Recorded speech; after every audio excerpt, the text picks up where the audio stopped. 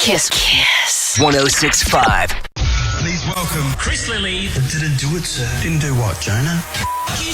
Chris Lilley's on the air with us this morning. Jackie, I know you're very excited. I am excited. I'm quite excited as well. The staff are excited. Hello, Chris. How are you, Hey, buddy? Chris. Good morning. I'm very good. Is it morning? Yeah, it's Yeah, morning. it is. Yeah, it is morning here. Where are you? I'm in London. Oh, this What is are you- why you went to Logies last night. Yeah. Just a Yeah, still I dodged photo. it. Oh, thank God.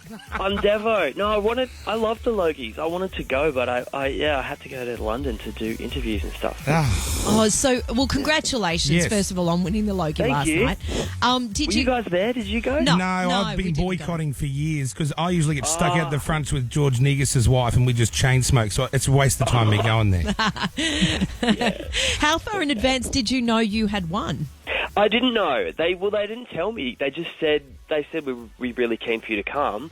But when I knew I was doing all these interviews, I came up with the idea of sending someone else along to get it. Kwame. Oh, yeah. brilliant. Good idea. It was good to see him. I sent Kwame. And Yeah, and he loved it. He loved it. He's been messaging me. has he? Well, as if he won.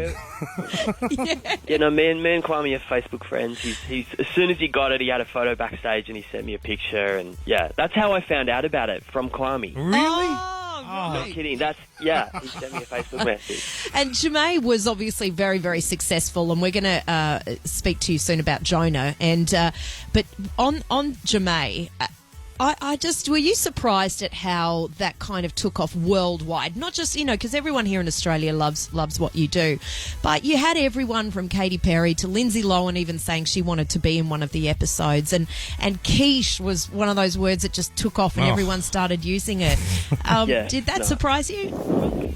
Yeah, the quiche thing surprised me. And do you know, I saw a quiche T-shirt for sale in London at a market. Oh, Did yeah, you? I bet you're not even getting any money for it.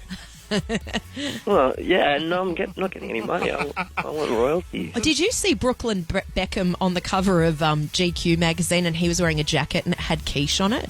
Yes. Yeah. Yes, someone told me about that. Who's that? I- The Beckham See, kid? if I come up with a word that didn't already exist, then I could have claimed it. But no, I didn't invent the word, so Oh, okay, I've seen the roughest of rough guys using quiche too. Like, it is not just... there is no one that can't use it. I think that's what... And everyone loves a new word, don't they? Well, I thought... I know.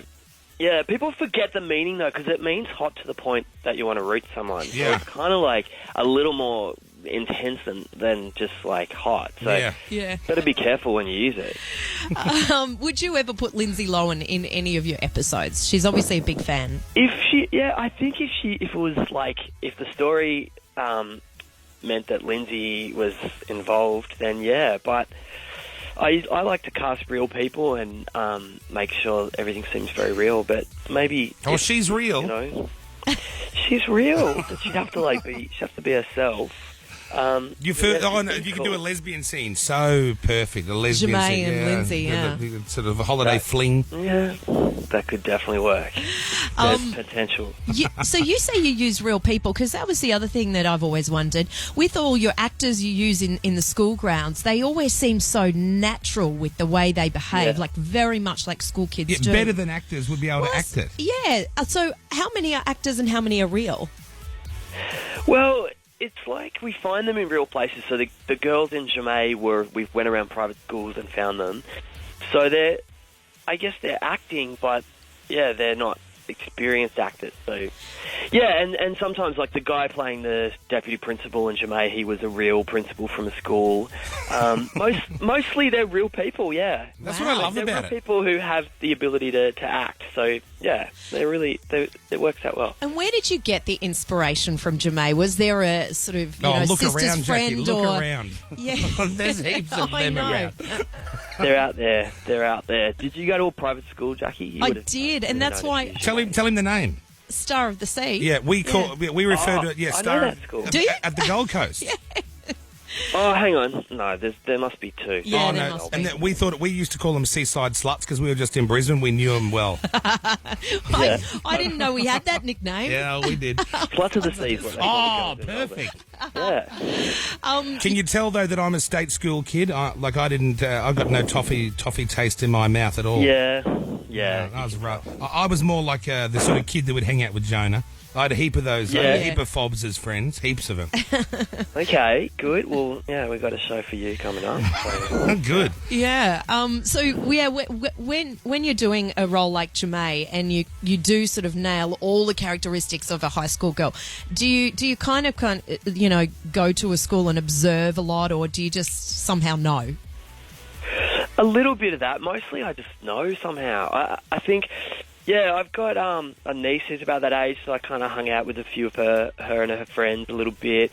I interviewed a few girls, and then when we start shooting, I ask the girls that I'm working with lots of questions, and I kind of probably copy them a little bit. Yeah. I don't know. I'm interested in that kind of thing, so I just take it in, I guess.